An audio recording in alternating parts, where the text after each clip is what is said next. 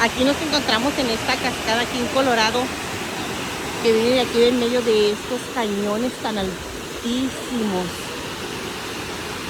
Y no está nada de frío, nada de calor, está el clima espectacular. Allá podemos ver un puentecito, ahí está un puente, ahí está un puente. Pero todo el río.